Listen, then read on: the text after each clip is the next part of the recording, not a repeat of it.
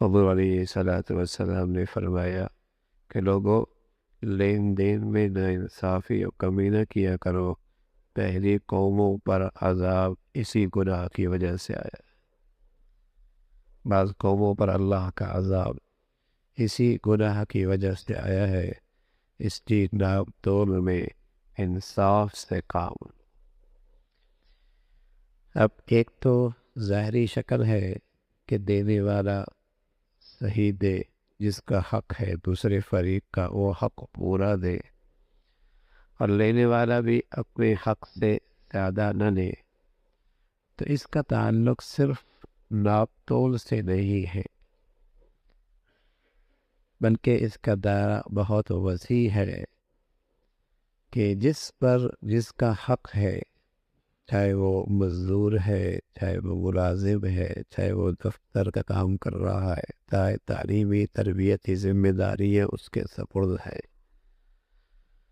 اب اس کے ذمے ہے کہ اس حق کو پورے طور پہ ادا کرے۔ اگر اس میں یہ کمی کرے گا تو یہ تطفیف کرنے والا، یعنی حق کی ادائیگی میں کوتاہی کرنے والا ہے، حق کی ادائیگی میں کوتاہی کرنے والا ہے۔ تو جس کا جو ایک فریق کا دوسرے فریق پہ جو حقوق ہیں، حق ہیں، ان کے اندر کوتاہی کرنے کا نام تطفیف ہے۔ عام یہ دائرہ زندگی میں معاملات میں بھی ہوتا ہے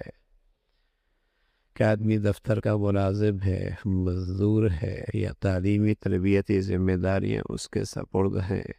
اس نے ایک وقت امانتاً دیا ہوا ہے، کسی کا اس پر حق ہے، لیکن تنخواہ پوری لیتا ہے، لیکن یہ اس کا حق پورا ادا نہیں کرتا، یہ تطفیف ہے، حرام ہے، آمدنی بھی خراب ہوئی، اور ساتھ ساتھ دوسروں کا حق بھی اس پہ پامال کیا۔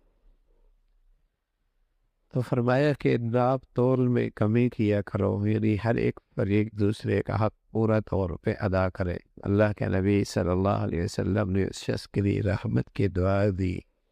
اور برکت کا تذکرہ فرمایا۔ جب وہ لیتا ہے تو لینے میں بھی نرمی دکھاتا ہے کہ اپنے حق سے زیادہ نہیں لیتا، اور جب دیتا ہے تو دینے کے اندر بھی نرمی اور سہولت کا معاملہ دیکھتا ہے کہ جھکتا ہوا دیتا ہے، جھکتا ہوا دیتا ہے۔